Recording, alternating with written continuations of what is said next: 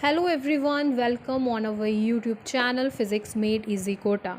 In this video lecture, myself Daljit Kaur is going to explain about some topics of the chapter alternating currents. So first of all, we are going to understand what is alternating current, what are its advantages, and what is the meaning of the root mean square value of alternating current or the mean value of the alternating current. Most of the electrical devices operate with alternating voltage.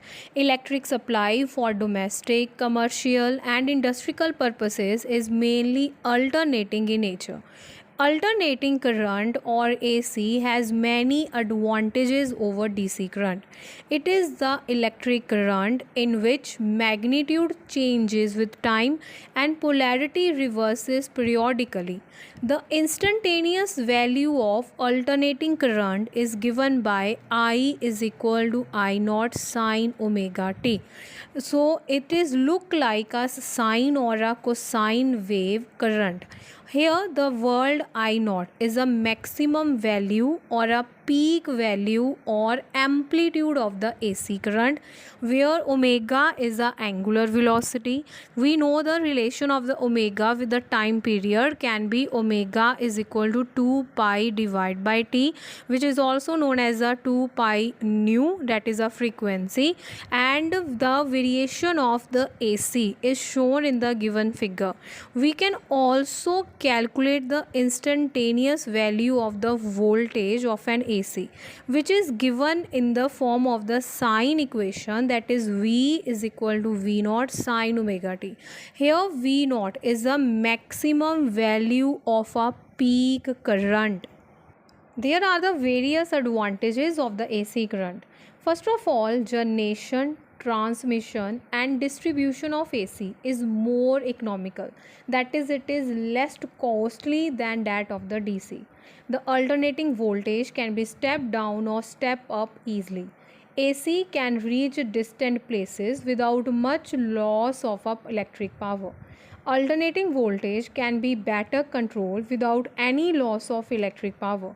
AC is easily convertible into DC, and AC machines are small sized, having longer life and easy to use. So the mean or the average value of alternating current is that value of the steady current which is sent the same amount of charge through a circuit in a certain time interval.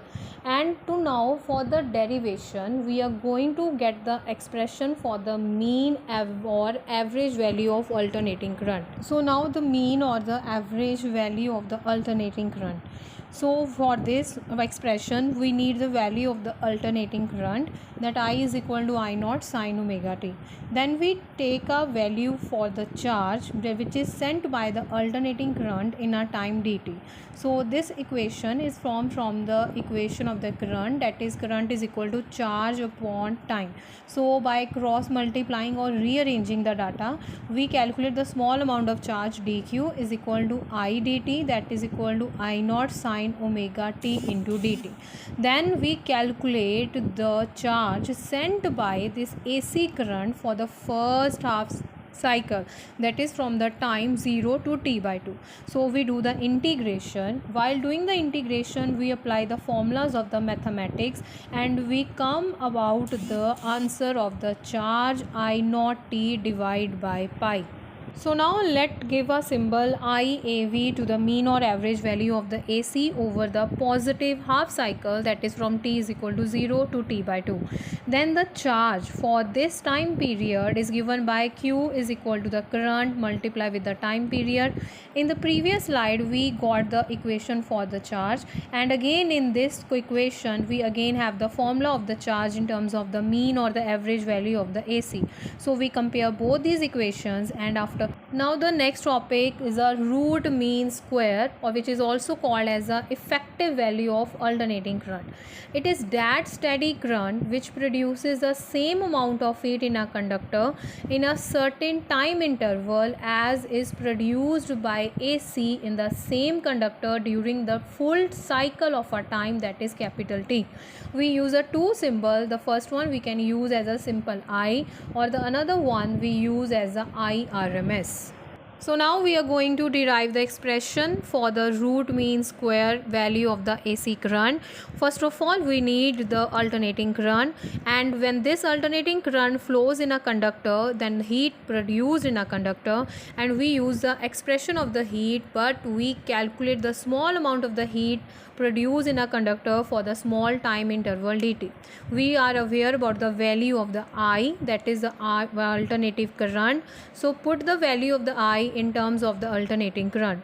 Then we have to calculate the heat produced in a conductor for the complete time period, that is from t is equal to 0 to t is equal to capital T, by doing the respective calculations, that is by applying trigonometry equations. We got the final answer of the heat I naught square R divided by 2 multiply with T. So now give the symbol IRMS to the RMS value of the AC current which flow through the conductor of a resistance R for the time T, and we know that the heat formation or the heat produced in the conductor is given by the formula H is equal to I square RT, but we write this formula in terms of the IRMS current. So now we have the two equations of the heat again, one that we did in the previous slide and this one is the second equation. So just compare the both the equations of the heat and we get the root mean square value of alternating current. Now we are going to understand the important concept alternating voltage applied to a resistor. So in this case we only need a resistors to which a alternating source of voltage is applied, and the applied alternating voltage is given by the equation V is equal to V naught sin omega t. Let I be the current that flow in the circuit for a given time. Let us take the time small t. So we know the Ohm's law, apply the Ohm's law, V is equal to IR. By rearranging the terms we get I is equal to V upon R. Then we know the value of the V, that is in the form of the alternating voltage. So just put the value of the V in that form. So after this we know that V naught upon R, again there is the application of the Ohm's law. So we can apply the Ohm's law here. So this is equal to I is equal to I naught sin omega t. Here I naught represent the V naught upon R, which is called the peak value of alternating current. So now phasor diagrams and phasor. So what is phasor? Phasor is a rotating vector which represent a quantity varying sinusoidally with time, such as alternating current and alternating voltage. The phasors has magnitude as well as direction, and the direction is known as a phase. It is represented by a line whose length represents the peak value of alternating quantity. The peak value of alternating quantity is called the magnitude of the phasor, representing these quantities, and the direction of the phasor with x-axis is called phase of the phasor, and it is measured in the anti-clockwise direction. The phasor rotates freely about a origin, or we can say it about a point which is taken as a origin in anti-clockwise direction with the angular velocity, and the anti-clockwise rotation of the phasor is taken as positive, while the clockwise rotation of the phasor is taken as negative. So here is a diagram which is known as a phasor diagram. This diagram shows the phase difference, that is a direction between the current and the voltage. So what are the phasor diagrams? Phasor diagram is a graphical way of representing magnitude and directional relationship between two quantities of same frequency varying sinusoidally with time. The phase difference between these two quantities is represented by the angle between their maximum value.